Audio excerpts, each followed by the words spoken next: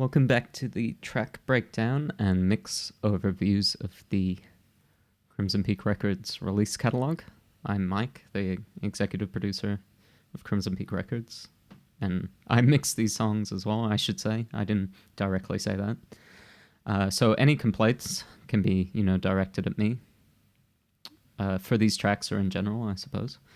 Running and Horizons, the A and B sides of the Running Horizon single, as it were, from the L.A Beatniks, were produced, mixed, and mastered back-to-back in the same sort of time frame. So a lot of the production techniques and mix techniques carry over from the last track analysis.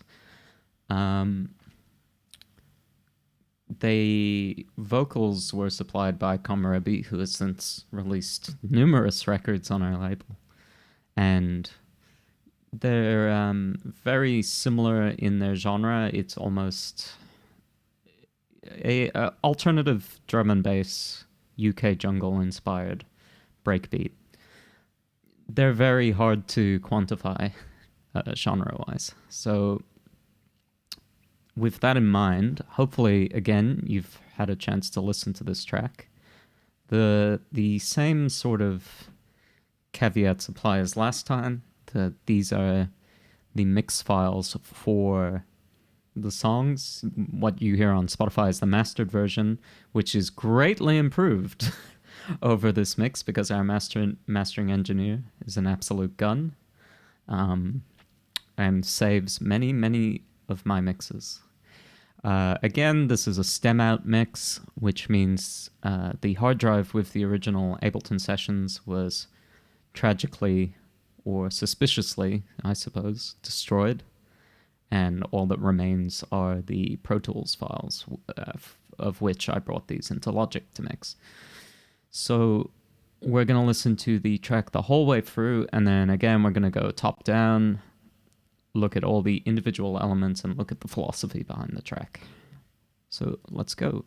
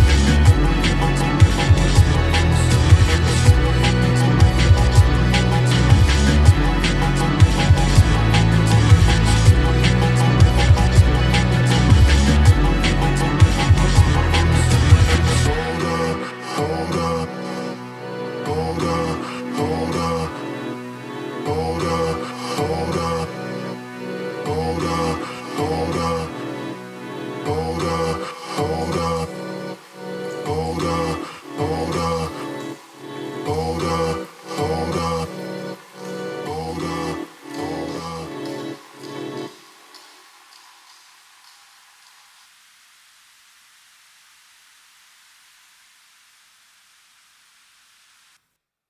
Cool.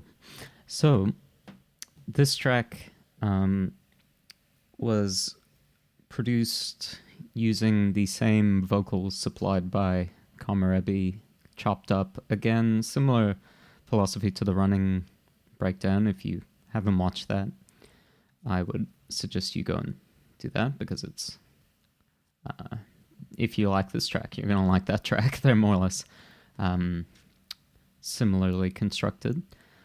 It uses the same idea that if you repeat a phrase or chop it up in a certain way, it sort of loses its communicative value and becomes more of a rhythmic element, and can be used as an instrument or a percussive instrument to be played. So the main thing in this track is Hold up, hold up, hold up, hold up. repeating words over and over and over again in different phrases to make different motifs, and that's where the cold light comes in.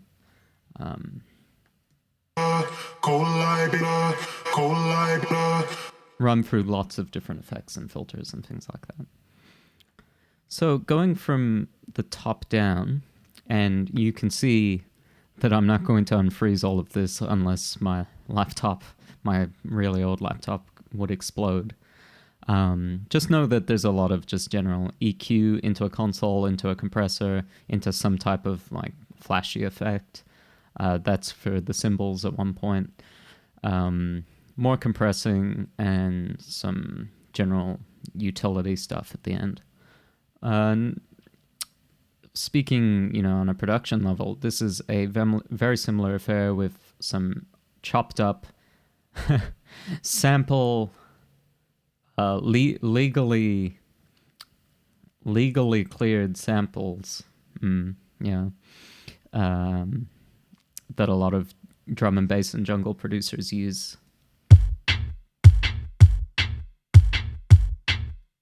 You probably know where that comes from.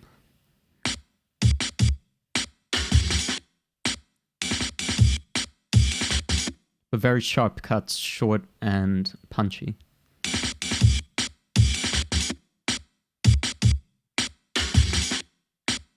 And you can hear there's a lot of space in between, instead of using a reverb to sort of patch those cuts together, and that's to leave room for some of the other elements in the song to fill that space.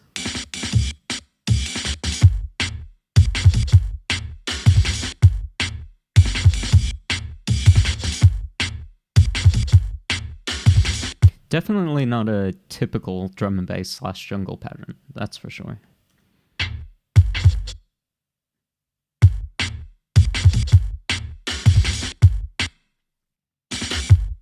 Cymbals are very washy in this song. The song uses a similar thing to Running, where there's a halftime section back into the... Ooh, a hat gets added. Forgot about that. Hand hard left.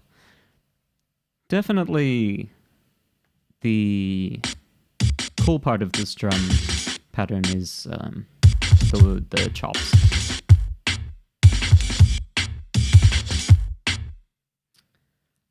Definitely a atypical drum pattern.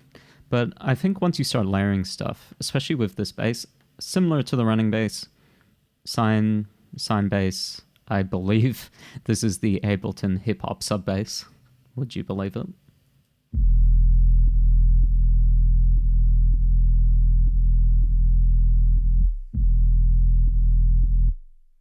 Just hitting that root note again, just like running, all the way through. Little bit of ducking from the kick, bit of sidechain. Oh, it was like a minor third. Oh no, it does move around.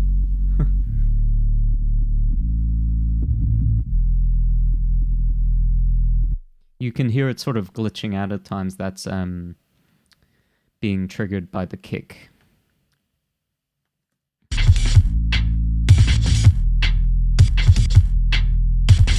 Just to make room for it.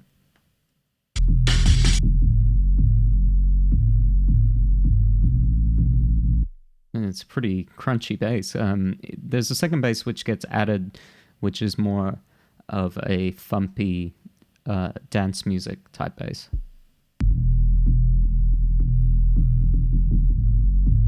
Like a house bass, and that sort of plays a little melody.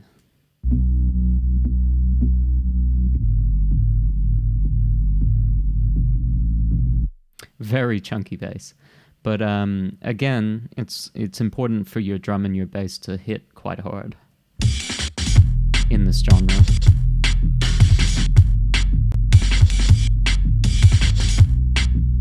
Should mention it's probably good to have a pair of headphones or some high quality speakers for these videos. There's a lot of low-end information in the type of music we put out.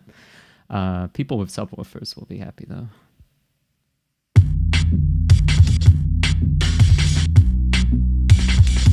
Almost like a respace as well. So the vocal.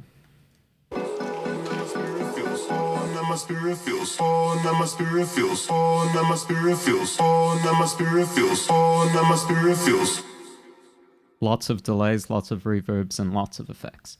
That was the main thing, is that we didn't want a clear sort of pop production type vocal. Really wanted to use the voice as a instrument. Oh, now my spirit feels. Oh, now my spirit feels. Oh, now my spirit feels. Oh, now my spirit. Oh, now my spirit feels. Oh, now my spirit feels. Oh, now my spirit feels. Oh, now my spirit feels. And if you can write out the lyrics to the song, be my guest, because I tried to. I don't know. It's up to interpretation. Hold up, hold up, hold up, hold up. It's a lot of layering with pitched, detuned vocals. Little fade there.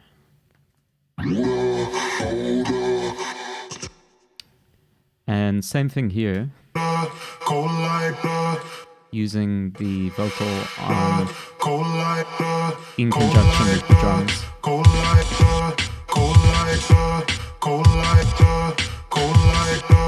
Which creates that swinging effect.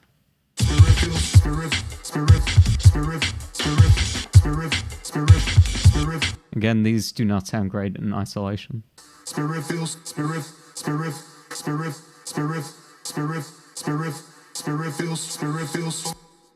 But once you add everything back in,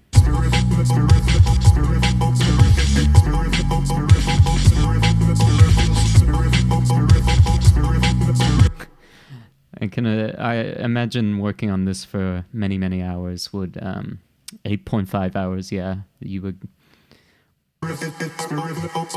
be driven almost insane. But it is what it is. Pianos in this song uses, I believe this is the same Rhodes from Running.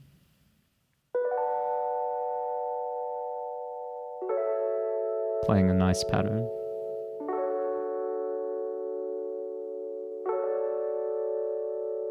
Nice and crunchy. Down here is an actual piano. If I can find it.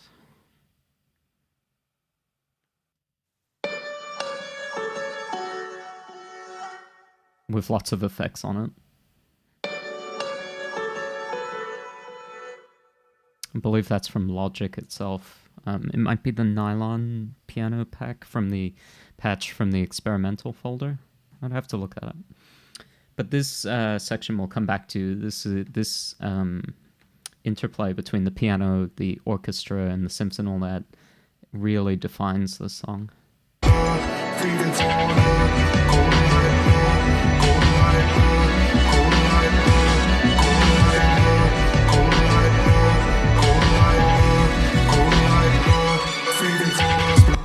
That's That's the trademark bit of the song.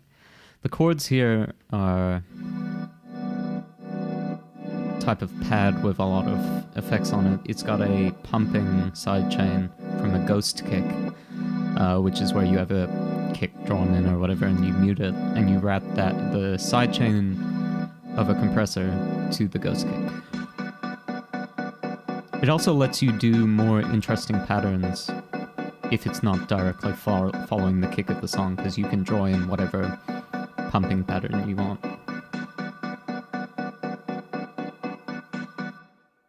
Just an arpeggiated synth pad. This one's more like a glassy,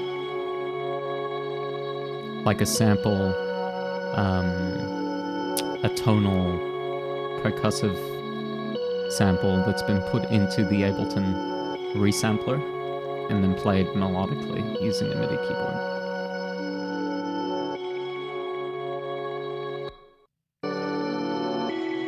Here it's playing chords. And because the original sample has tonal or harmonic information, it creates a nice atmosphere.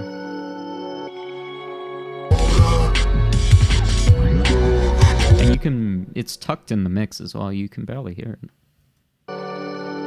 Continues through here. Here's an actual sort of synth element. Although again, that is a tonal percussive thing that's been put into the... Oh yeah, I thought that's a pretty cool part. It's yet more tonal elements that are played using chords in the MIDI sampler in the Ableton instrument that's called sampler.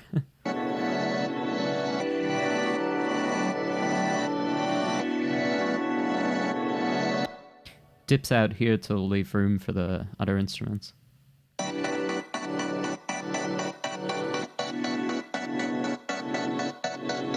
Uses the arpeggiator MIDI effect in Ableton there. And just brings out for the rest of the song. There's a Ableton tape stop. Sorry, Logic tape stop thing here. You just do that. It's frozen, but whatever. You make a fade and then you right click and you can change it into a tape stop.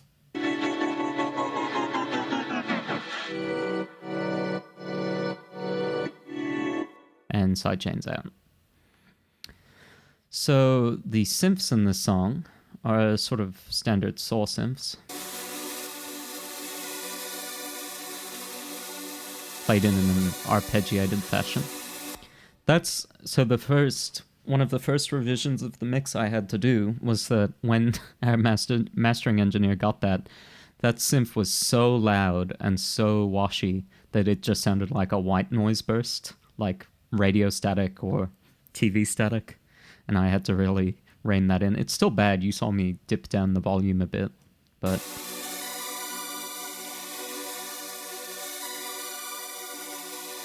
it's not bad in solo, but in context it sort of loses a bit of its clarity. I would fix that nowadays.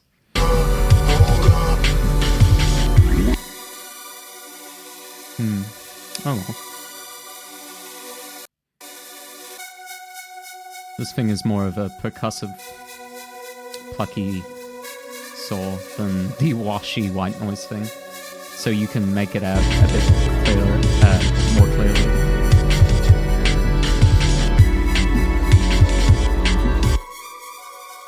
Lots of reverb on that as well.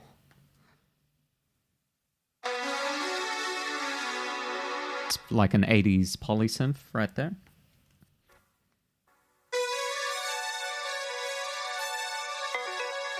And here's an arped bell thing.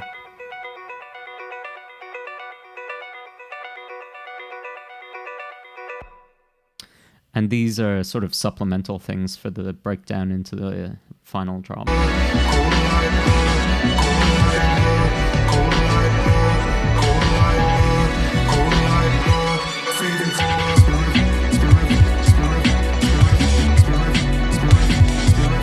And you can just barely hear that underneath, so if I play the supporting elements here,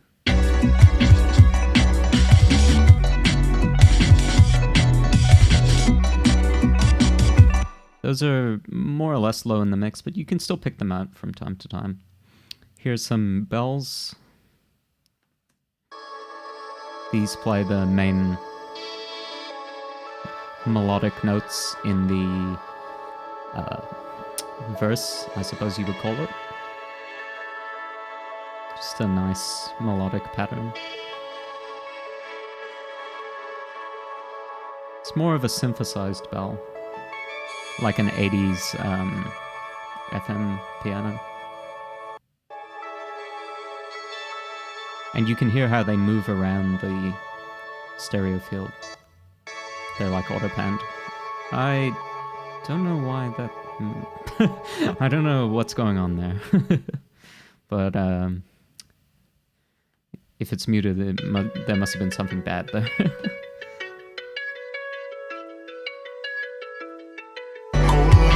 Oh, it's for a drop. That's the thing, is that sometimes you gotta strip back elements, like, even though it sounds cool, you gotta make way for, like, the, gotta make way for this thing. It's gotta have the spotlight here. Which means getting rid of that, even though probably sound alright if we kept it. This is a Japanese koto. Sounds very lo-fi and far away.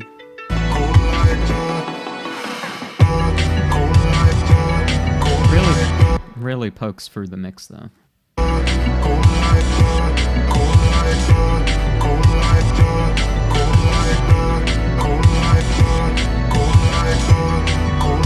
Especially when it goes up an octave.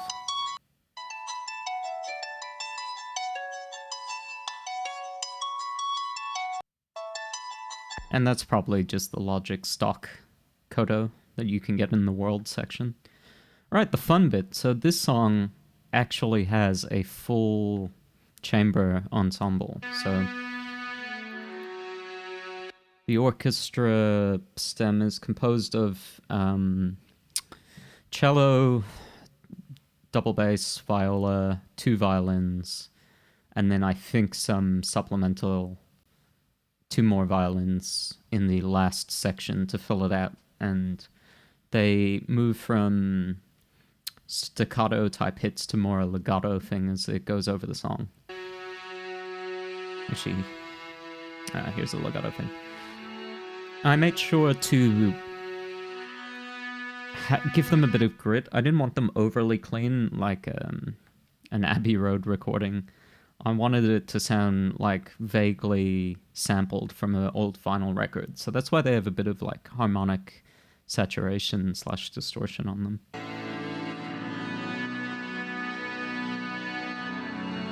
I also made sure to carve out a lot of space for the actual bass rather than leave it to the cellos and the double bass and all that, because they occupy a nice sort of spectrum here where it's sort of topped and tailed to leave room for the really highs with the pads and the saws and the other sort of background elements, and the deep lows that you would hear on your subwoofer would be in the bass.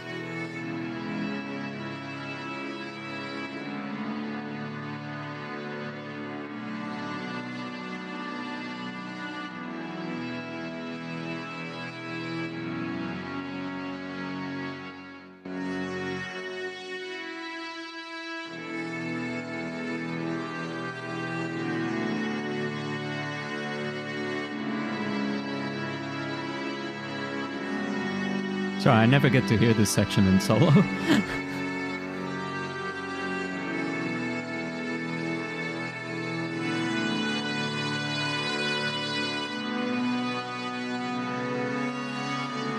Sort of seems overkill to have an orchestra like this for a drum and bass song.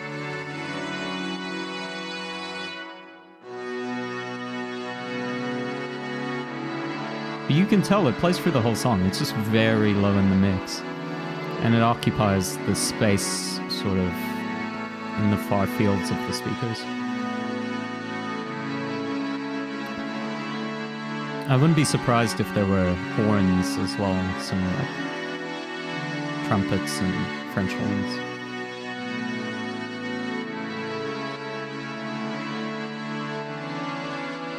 Here's where the more staccato, pizzicato elements come back.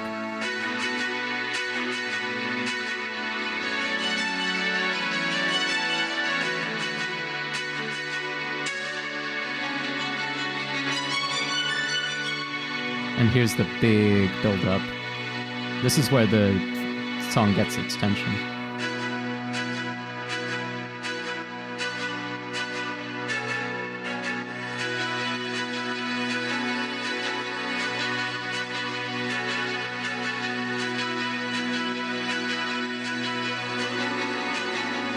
Using a lot of portamento bends and things like that.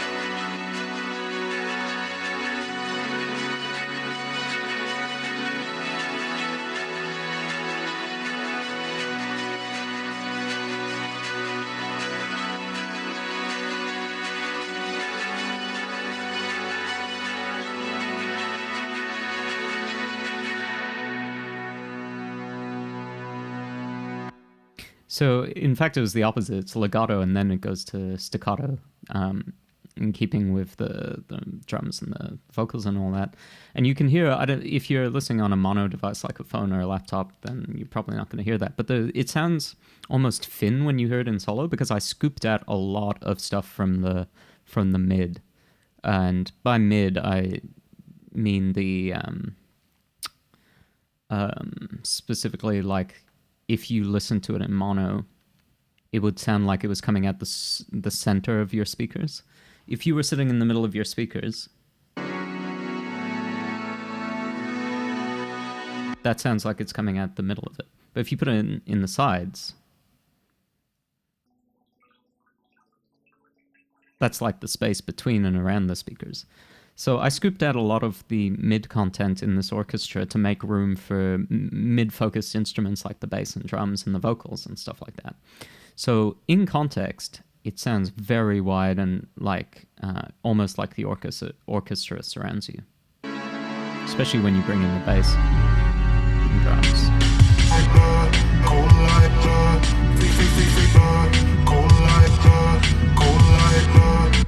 It's a supporting element, but it's still, just because it's a supporting element doesn't mean it has to be boring. You can have a lot of really cool musical ideas, like the bends, the dipped, weaving, bending sort of lower string instruments, and the higher staccato violas and violins and stuff like that. They also play off each other with the right-hand violas playing on a different time to the left-hand violas, making it a sort of ping-pong effect.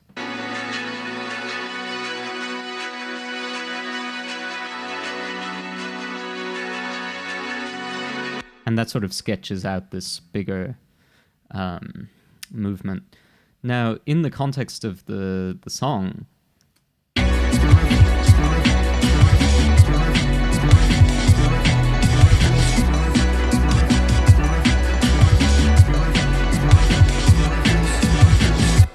you don't really hear the lower legato notes anymore, because they're sort of blending in with the bass and they're blending in with the pads and stuff like that to sort of sketch out that sort of chordal, that sort of, you know, whatever chord those are building. But those stabs come in because they play in between the notes of the bass and the vocals and stuff like that. They play on offbeats. I always thought that this orchestra was probably my favorite part of the track, specifically because it's just a nice arrangement.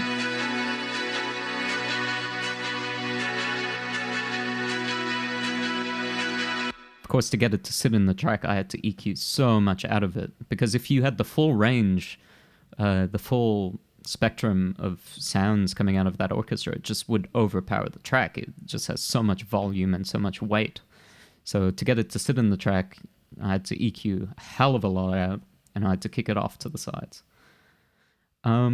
This FX is... that is a reverb throw of the drums, just to give it a bit of space in that section, but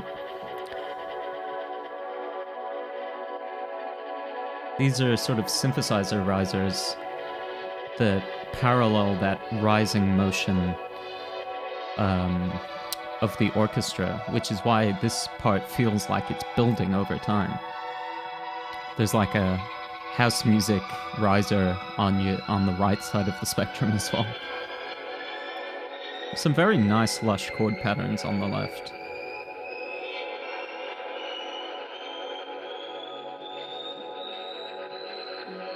It just keeps rising. You could hear the bass at one point there.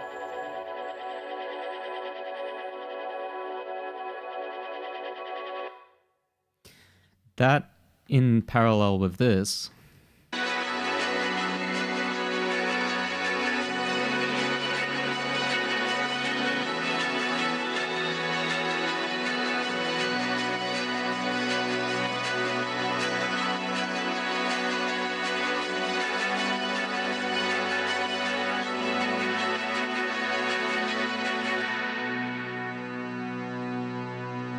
is what makes the song feel like it's building to a climax. Because without them, it would just feel like the same notes.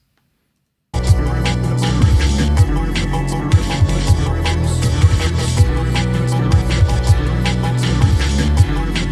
course, you have these elements coming in, which is a composition thing. Of as you go towards the end of the song, new elements are introduced, and it builds in scale.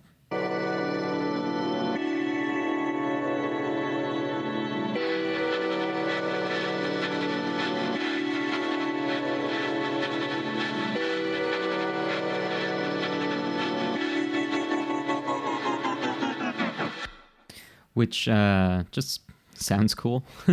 It's tucked quite low in the mix, but yeah, even without that, it doesn't feel like it's building towards anything. But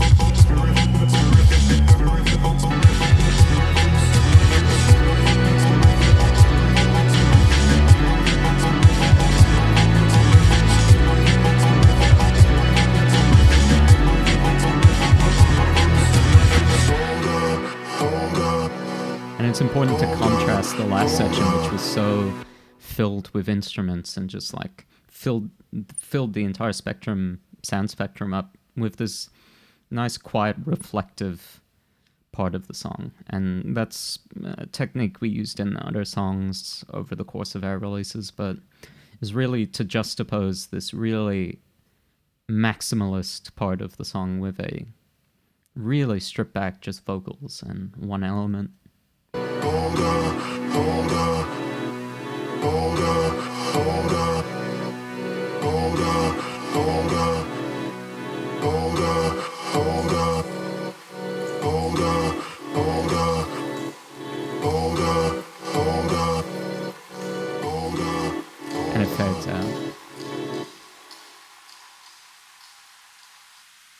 So one of the nice thematic things about the song are the rain samples that take place over the course of the whole song. Sort of just a wash of... I know it sounds like white noise, but it's actually just really light, drizzly rain. Now, this may be cool thematically, but in hindsight, this was not a good decision.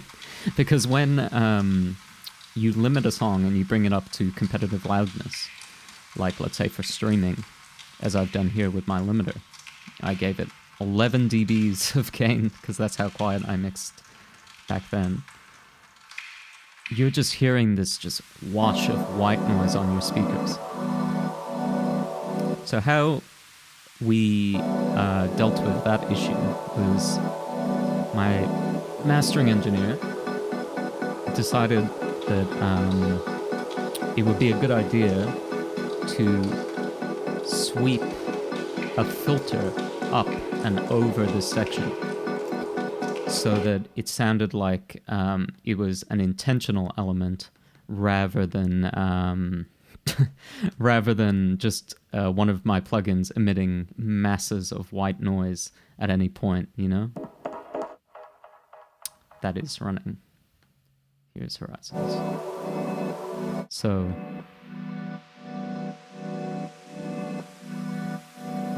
and now you can hear that sounds like it's an intentional choice, and it was, but you know, it's important to be creative with your mistakes so that they don't seem like mistakes. Hold up, hold up, hold up, hold up. And that's just a very quiet, reflective outro to the single and the song. Really, when you have all these dripping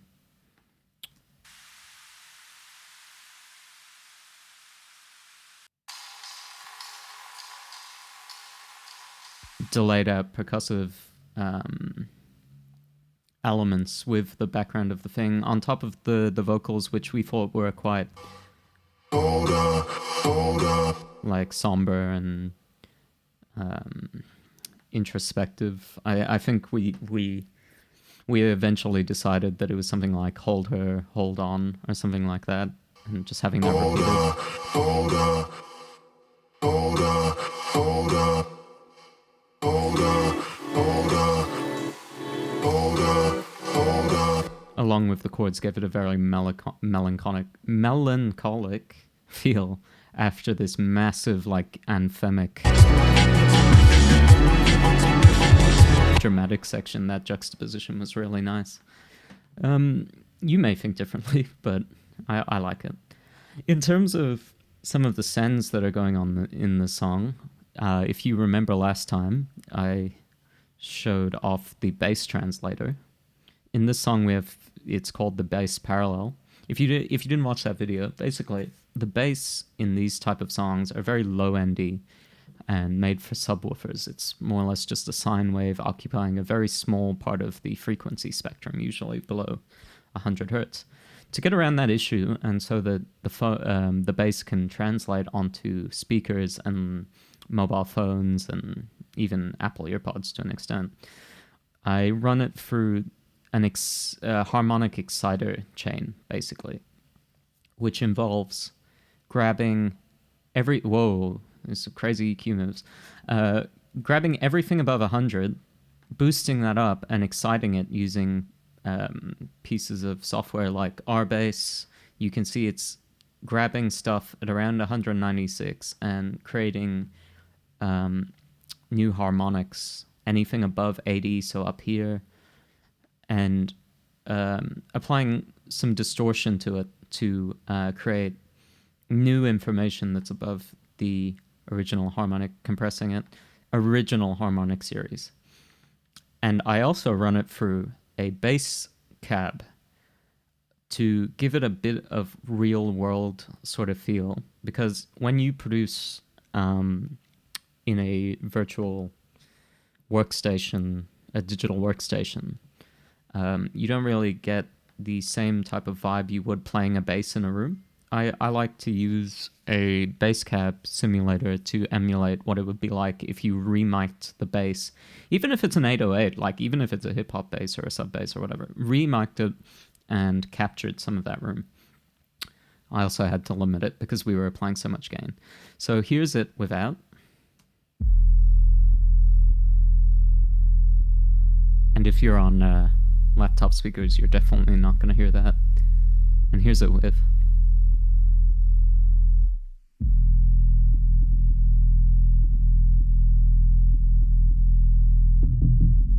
And here's it in solo. So it sounds like an entirely new bass, right? My spirit feels. Maybe it adds something, maybe it doesn't. I think it does. So the orchestra that we listened to earlier is also run through a similar thing. I also run it through a bass cap. So that's, as I said before, to give it some harmonic texture and to grid it up as if it was like from an old recording from like are they called phonographs? The big things with the brass tube that play records?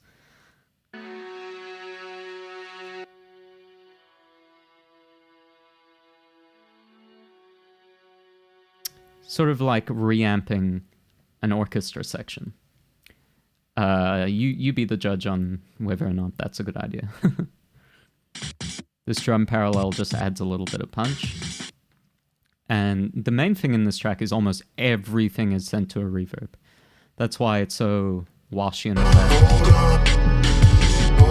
And it's important to make space for your reverbs via EQing and things like that. Otherwise, it just becomes a bit of a mush. And the compressor I use to sort of level it out isn't installed on this computer, but it's also side-chained to a kick, and it's side-chained to the main vocal, so that whenever the kick plays, the reverbs are ducked. Whenever the vocal is saying something, the reverbs are ducked. That's just the logic behind that is just that those things need to be at the front of the mix. This thing clears them out of the way. Those are those two compressors. This compressor is just to level it out. So here's the room verb.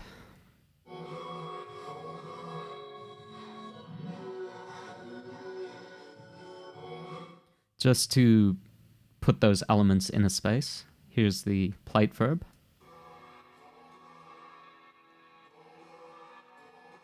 And you can hear different elements are in different sounds. So the vocal and the chords and stuff are in this one, but the drums and the vocal and stuff are in the room. And they have different flavors. Here's the whole verb. These are all mixed very, very, very low. For obvious reasons, you don't want them to chamber up the thing. And here's the chamber, which is almost entirely reserved just for the orchestra. I think it's the Sydney Opera. No, Rich Chamber. Oh, okay.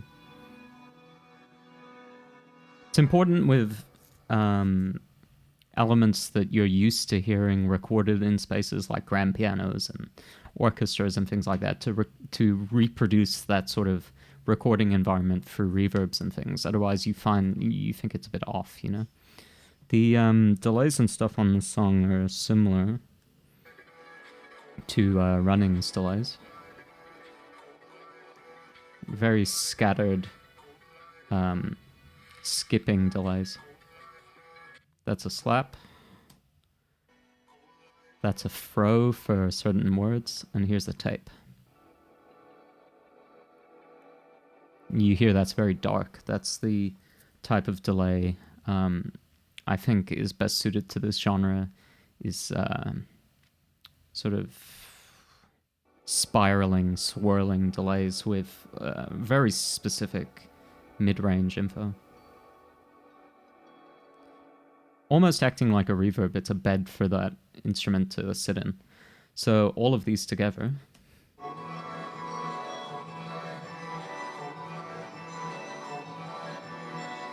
That's almost the whole mix. But if we mute them and bring them back,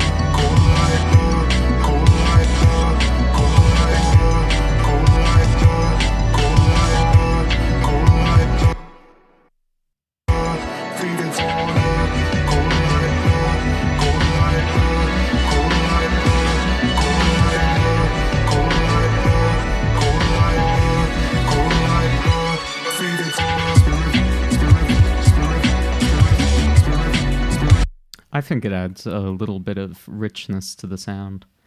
So finally, we'll talk about this section, which uses a similar sort of trick that Running used, and it's all in the automation. Oh, okay. This one is baked into the stems. It's produced manually. The different things are panned different ways. So in the Running tutorial, mix breakdown, we saw the stereo width control used to sort of amplify or excite the stereo field of the listener. In this one, we make sure that whenever an element plays here, it's sort of kicked off to the side of the mix. So if we listen in solo, That sort of moving around. This synth that plays on the offbeat of the piano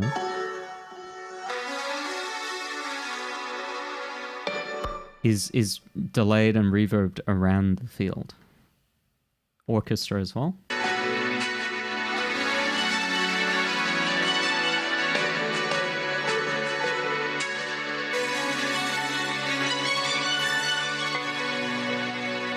So when played in succession, it sounds like it's moving, left, right, around. The drums change as well to give space to all this action.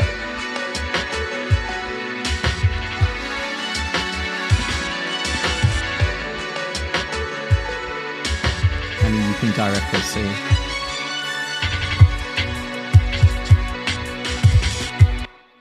Because if we had these drums, we'd just cover up that. That's just all in the orchestration. Using the same method as the running remix, the stereo width is enhanced using this plugin, the Alex Hilton A1 stereo control. So I'm going to have the plugin up so you can visually see what it's doing. So this is you, these are your two speakers, all right?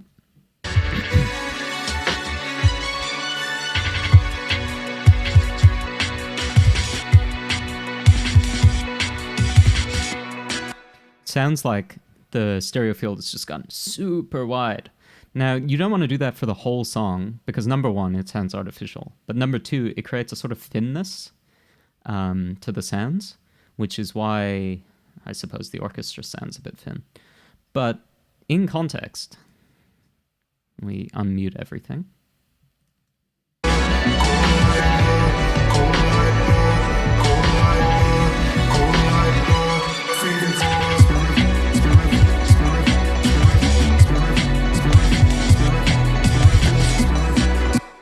Sounds mega exciting. It's like a completely new sort of sound than with it off. Let's just bypass it.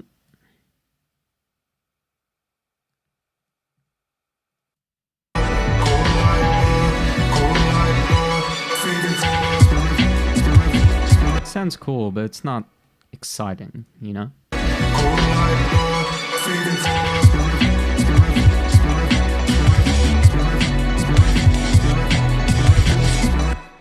Maybe you heard that in the original, maybe you didn't, but I think it adds something very, very cool. So, yeah, in hindsight, it's not a very complicated song. You've got drum, bass, some chopped up vocals, a piano which comes in ever so often, some chords, some synths, some bells, and of course the orchestra. I'd be interested to see one day what it would be like to just have an a cappella version of this song. Hold up, hold up, hold up, hold up. But that's an experiment for another day. Anyway, this rounds out the 2 tracks from the Running and Horizon singles, and the next one will probably be Bullet Boy and Virgo, chronologically speaking, but I'll have a look and see if I can scrounge up any of the releases in between those. Okay, that's all for today.